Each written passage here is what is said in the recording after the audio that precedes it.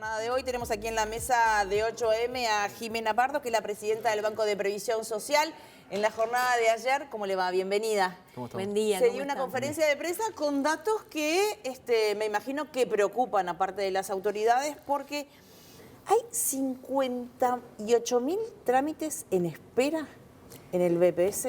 Sí, igualmente acá lo que está bueno decir es el BPS tiene mucha capacidad de procesamiento. Uno dice 58.000 así es. Lo que en realidad preocupa son un poco los tiempos de demora que tienen esos 58.000.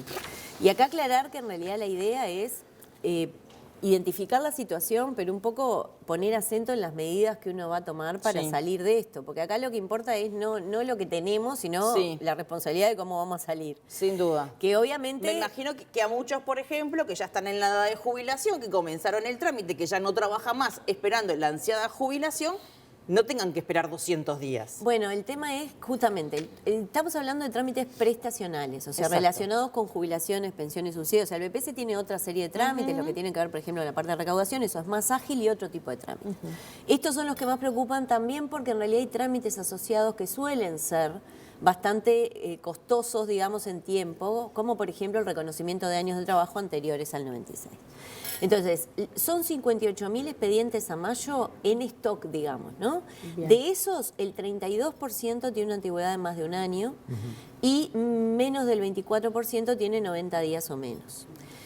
Para que ustedes tengan una idea, en realidad el año pasado el BPS resolvió 80.885 solicitudes o expedientes, pero claro, eso es 20% inferior a las solicitudes que entraron, por ejemplo, en 2024. Claro. Esto quiere decir que está quedando un remanente que obviamente hay que tomar cambios en la gestión para que se pueda ir como más a tiro.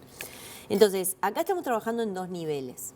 Un nivel que tiene que ver más con el mediano plazo, que es un cambio en el modelo de atención, y otro que tiene que ver con medidas a corto plazo para tratar de ir sacando los atrasos más grandes.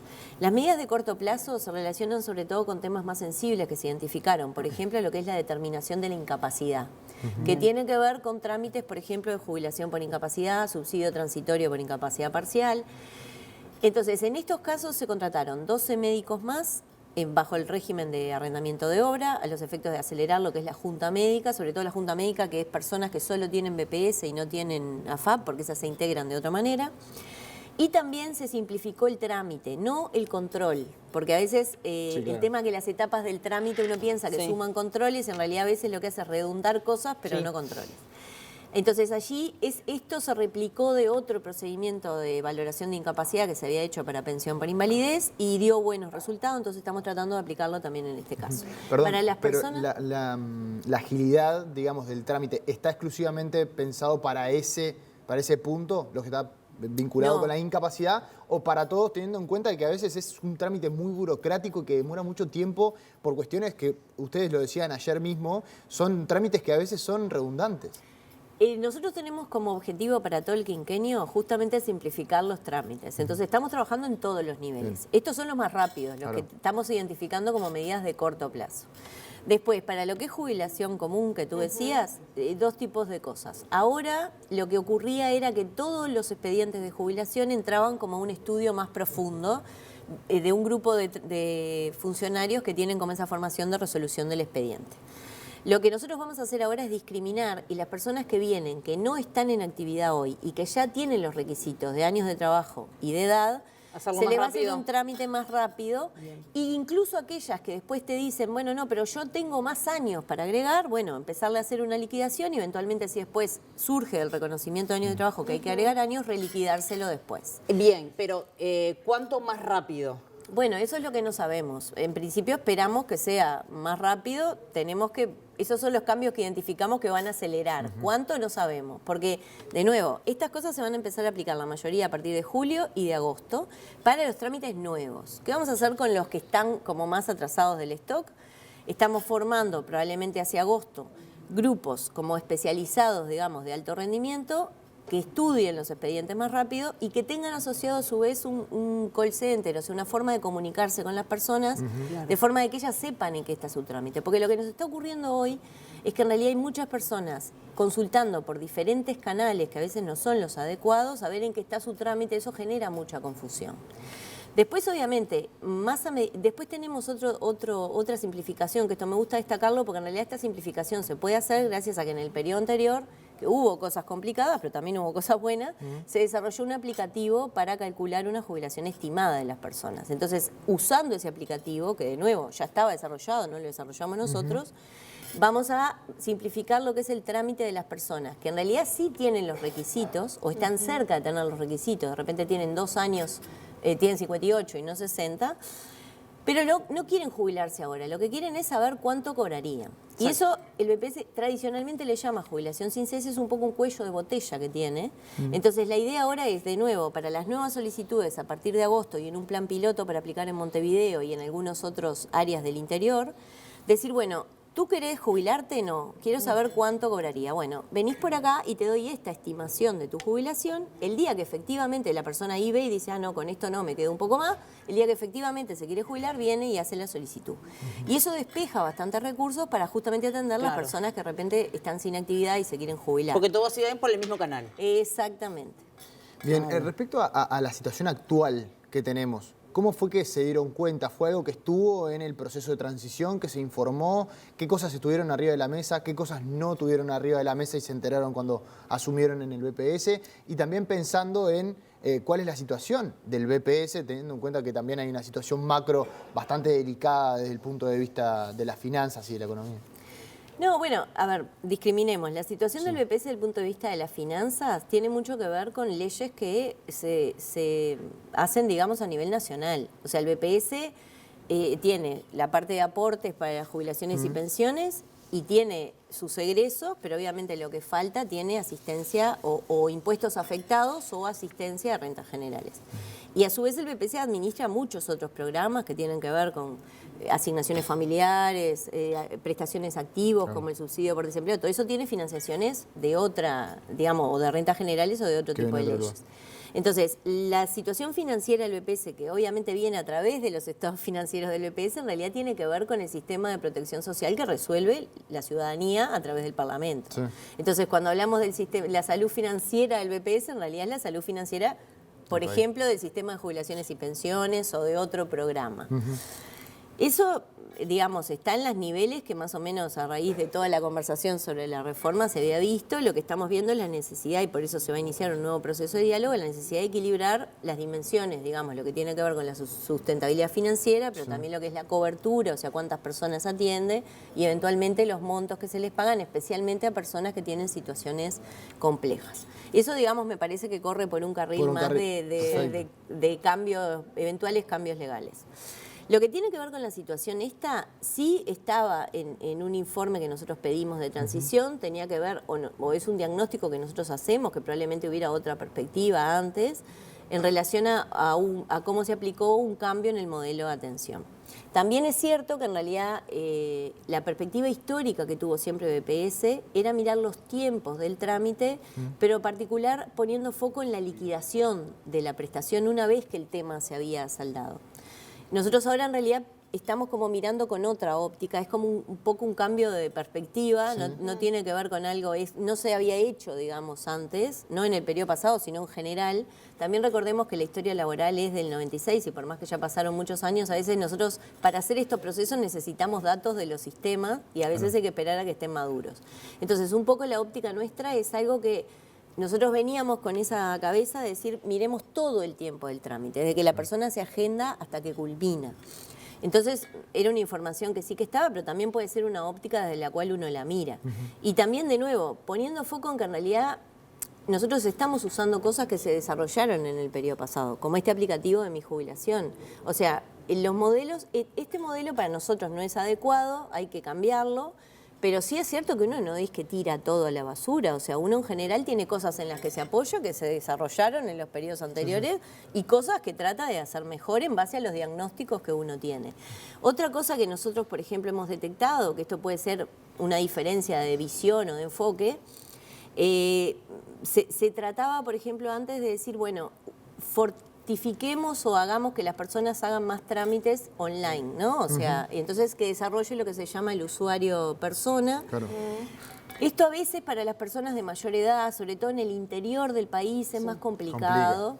Entonces, lo que nosotros sí estamos viendo, que está bueno simplificarle a las personas el trámite, porque lo que es cierto es que el BPS está sujeto a determinadas normativas por las cuales si tú llamas y tú no estás autenticado, yo no te puedo dar información. Claro. Porque yo no sé si sos tú. Claro, y sí, estamos sí, sujetos a secreto tributario. Sí, teniendo en cuenta los riesgos que hay hoy también en día, ¿no? Exactamente. Entonces, quizás allí estamos estudiando la manera, dentro de la normativa, de todos los controles y protecciones que hay que tener, de que si de repente, en vez de un usuario personal, hay alguna manera de verificar que sos tú, yo que sé, mandándote un PIN al teléfono, o sea, hay que ver cuál es la manera legal, sí podamos canalizar, darte información de forma más sencilla. O sea, es como una óptica diferente de cómo trabajar, que obviamente, a ver, en 5 años nosotros también eventualmente podemos cambiar y las personas que vendrán tendrán mejoras para hacer en base a lo que hayamos hecho bien o mal nosotros.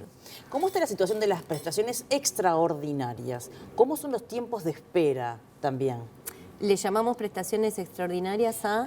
Por ejemplo, aquella mamá que tiene que llevar a un hijo al psicólogo o tiene las ayudas extraordinarias. No, las ¿Cómo está la ayudas situación? extraordinarias en términos de tiempo, o sea, Sí. eso recordemos, son Sí.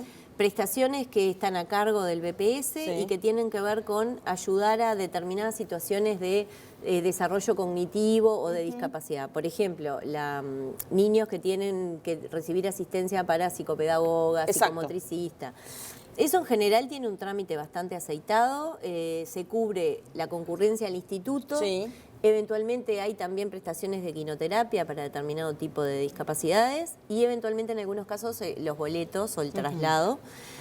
Nosotros hoy pagamos más de 46.000 ayudas extraordinarias en todo el país y en general los tiempos son bastante adecuados. Lo que estamos estudiando ahora, pero eso es un grupo más... En esta lógica de que el Estado coordine más y de que potenciemos, o sea, pensando en el usuario, el foco en la persona, que bueno, que todos los organismos que somos públicos coordinemos a efectos de ver bien cómo está haciendo la cobertura y si hay algunos canales para mejorar desde el punto de vista de la gestión del trámite. Se forma un grupo que está integrado por el Ministerio de Salud Pública, la ANEP, el BPS, también se va a consultar a ACE. Y también hay organismos que tienen, por ejemplo, ayudas extraordinarias como el INAU o el MIDES, que tienen muchos programas, en particular el programa Uruguay Crece Contigo, porque el BPS atiende a los padres que son contribuyentes, pero por la parte del MIDES van los padres que no necesariamente hoy están activos, pero que sus hijos requieren una cobertura. Entonces, en este grupo de trabajo se está estudiando más en general, a varias puntas, cómo es hoy la cobertura, si hay niños y adolescentes que están sin cobertura y la necesitan, si hay procesos, partes redundantes en el trámite, o sea, por ejemplo, hoy tenemos, los niños tienen que primero una cobertura por el sistema mutual, tienen unas sesiones y luego eventualmente pasan al BPS. Eso es lo que sucede ahora. La idea es mejorar ese proceso también, ver de que no haya como mucho tiempo de espera entre una parte y otra.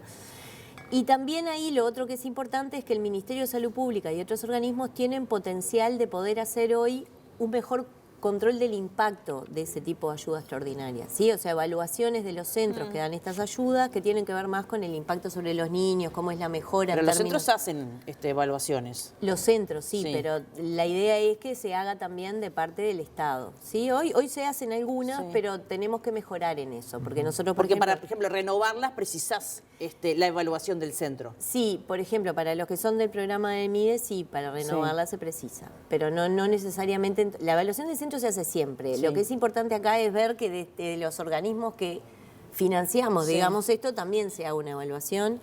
Y la idea acá es ir más en una evaluación de impacto sobre el niño y de una cuestión más pedagógica, digamos, ¿no? Porque hoy, por ejemplo, lo que controla el BPS tiene mucho que ver con asistencia, con la infraestructura, con el tipo de estructura que tiene el centro, pero ir hacia cosas más de, bueno, cómo es el tratamiento, si es el adecuado para el niño, qué impacto está teniendo. Bien. Todo esto se está estudiando en el marco de ese grupo de trabajo.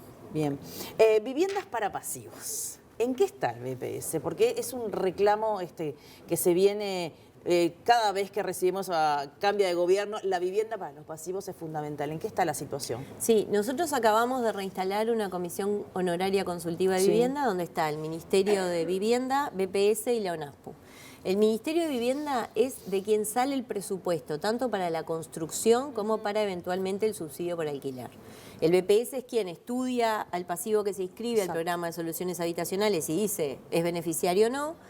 Y la ONASPU lo que nos trae siempre son las demandas, sobre todo de los territorios. Conoce más las personas, sabe, por ejemplo, si en determinado lugar hay determinados terrenos o espacios que no son aptos para vivienda de pasivos. Entonces, de esta comisión nosotros esperamos tener un buen trabajo porque la situación que tenemos hoy es la siguiente. Nosotros en el periodo 2010-2025 se entregaron 1.567 viviendas nuevas. Recordemos que el programa de soluciones habitacionales del BPS es entrega de viviendas en comodato, digamos, no en propiedad, subsidio alquiler y lo que se llama un cupo cama, que es para personas que en determinadas situaciones con determinados ingresos y situaciones de vulnerabilidad necesitan, por ejemplo, establecimientos de larga estadía. Entonces, el pasivo se inscribe al programa de soluciones habitacionales. No es solo la vivienda, ¿no? Exacto. Eventualmente puede ser un subsidio de alquiler. Depende de la situación de cada uno. Exacto, pero viviendas nuevas del 2010 al 2025 se entregaron 1.567. Todas ellas licitadas antes del 2019. Nosotros hoy tenemos en stock 308 viviendas o en proceso de culminarse o ya próximas a entregar, también todas licitadas antes del 2019. Bien. Entonces, como en los últimos 5 años no hubo licitaciones, la situación que tenemos hoy es que estamos pensando con el Ministerio de Vivienda y con la ONASPU en el marco de esta comisión, cómo vamos a abastecer esta demanda. Nosotros hoy... ¿Por qué no hubo? ¿Se sabe? Bueno, puede ser por temas de presupuesto, entiendo Sí. yo. Entonces, hoy, a efectos de ver justamente y dimensionar cuántas licitaciones se podrían hacer a futuro, tenemos que esperar el presupuesto quinquenal y ver en el marco del presupuesto que disponga el Ministerio de Vivienda cómo se haría. Igualmente hoy lo que estamos estudiando son soluciones del estilo que en viviendas que no son específicamente para pasivos puede haber cupos para pasivos. Esto requiere también un estudio de las personas y un determinado número de viviendas, no deberían quedar 2 o 3, sino algo que no los deje como muy aislados. Después eventualmente está la posibilidad de potenciar el programa de subsidio de alquiler, porque acá lo que es importante es, aunque se empiece a licitar, en realidad licitaciones llevan tiempo. Entonces no vamos a tener un stock relevante en este periodo. Y de nuevo, acá la idea es potenciar los instrumentos que tenemos, incluso pensar en un eventual reciclaje, digamos, ver si hay espacios disponibles que puedan ser aptos. Todo esto es lo que se va a estudiar en el marco de esta comisión. Tenemos 2.000 hoy a nivel país, tenemos 2.500 en condiciones de acceder, digamos, a una solución habitacional si tuviéramos la oferta. Pardo, ayer hablábamos respecto a las jubilaciones más bajas y ese adelanto que eventualmente se hace a mitad de año. Me respondía que se va a generar un estudio para ver si se da, y en caso de que se dé, no va a ser un adelanto como se estaba dando en el periodo pasado. ¿Puede profundizar un poco más en qué va a ser ese estudio? Si hay plazos para justamente este análisis que usted plantea, si es que se puede dar una especie de aumento a las jubilaciones más bajas que no sea en julio, que pueda ser en septiembre, en octubre, ¿eso puede pasar? Todo eso está en el menú, o sea, en realidad es más que se iba a hacer un estudio, se está haciendo un análisis, también en el marco del presupuesto quinquenal y de todas las finanzas públicas, Claro. porque obviamente así como hay en este tema un compromiso del gobierno, hay muchos compromisos que hay que meter en ese presupuesto. Y prioridades. Exacto, y bueno, como dice la rendición de cuentas, es una situación fiscal desafiante. Entonces, lo que está en estudio del gobierno, no del BPS particularmente, sino de todo el equipo, es justamente cómo cumplir con todos los compromisos y en qué cadencia, ¿sí? Porque de nuevo, acá hay 5 años para adelante, hay que atender los desafíos, también las promesas. Entonces, un poco la idea es la que conversábamos ya ayer, es eso, está estudio, cómo se va a hacer, cuándo se va a hacer, y la idea es en algún momento, sí, próximamente, pensando de repente en algún momento, tener una respuesta sobre este tema puntual. Pero eso implica reuniones, por ejemplo, con Gabriel Odone, con el presidente Yamandu Orsi, de ustedes, del BPS. ¿Implica que se tengan que reunir o va a ser una cuestión más del Poder Ejecutivo que resuelva por su parte? Nosotros en realidad no es reuniones, nosotros tenemos contactos con toda la gente del gobierno, periódicos por temas varios. Sí. O sea, por este tema en particular ya hemos tenido intercambios de análisis, sobre todo de las personas, por ejemplo, que solo cobran una prestación mínima, Sí. como... Entonces, digamos, esos temas en general son diarios, digamos, no te quiero decir diarios, pero No, digo, está bien. por varios temas, no por Habituales. este, en general uno mantiene contacto, porque de nuevo, la idea es, el gobierno es uno solo, entonces uno trata de potenciar la coordinación en términos de también que las cosas fluyan Sí, mejor. le preguntaba por el contacto para saber cuál es la postura, si es tendiente a dar un aumento a mitad de año o en unos meses, o si es más bien, bueno, por el momento mantengamos esto en stand-by o por ahora sin avanzar? La postura lo estamos estudiando, porque de nuevo, la situación es compleja y hay que ver cómo se cumple con los compromisos, manteniendo una situación de sustentabilidad en la finanza pública. Para ir cerrando, fiscalización por parte del BPS, ¿hay modificaciones? Sí, hay modificaciones. Nosotros tomamos una resolución hace 2 miércoles en el directorio que tiene que ver con potenciar mejor lo que es la coordinación de la fiscalización con el Ministerio de Trabajo particularmente. Sí. Entonces, en la medida en que vaya un inspector de BPS a una empresa y dictamine que el trabajador o los trabajadores de esa empresa están cobrando un salario que no se puede determinar con realidad cuál era el salario que cobraba, se le va a aplicar el laudo de los consejos de salario. Esto lo permite el artículo 74 del Código Tributario. Pero además se le va a notificar al Ministerio de Trabajo de que, bueno, se está pagando por debajo de los laudos o no sabemos bien qué sueldo se está pagando, para que el Ministerio de Trabajo, a través de su inspección, fiscalice y actúe, que es quien tiene la potestad. ¿Cuántas fiscalizaciones por año hace el BPS? ¿Hay cifras? Sí, ahora la verdad que las fiscalizaciones por año no las recuerdo. Sí sé que tenemos lo que es gestión de morosidad, un ratio de menos de 2 y poco %. La gestión de morosidad tiene que ver con deudas que uno sabe que tiene que cobrar, ¿no? Después lo otro tiene que ver con la evasión, o sea, detectar posibles evasiones, que eso es otro tema. A nivel nacional tenemos alrededor de entre un 20 y un 25%, esos son los datos del INE, digamos. Claro. Pero tenemos allí también a estudio en el presupuesto un reforzamiento del equipo de inspecciones. Igual acá lo que me gustaría decir es que el BPS tiene un trabajo muy profesional en lo que es la fiscalización en general, potenciando instrumentos anteriores a la fiscalización directa. Porque en realidad uno puede, mediante intercambio de datos con varios organismos y potenciando elementos tecnológicos, dirigir la fiscalización hacia lugares donde eventualmente entiende que están o las evasiones o la mayor morosidad o las peores situaciones. Luego, obviamente, siempre tenemos disponible que las personas denuncien, que eso ocurre también. O sea, personas que vienen y denuncian situaciones irregulares que originalmente no estaban dentro de las situaciones a fiscalizar. ¿En obras, por ejemplo? Sí, en todo. En o sea, todo. en obra, en trabajadores que pueden estar irregulares, un trabajador que puede estar con situación de subdeclaración, o sea, de las más variadas. Sí, perfecto. Bueno, gracias por la visita. Por favor. Un placer recibirla.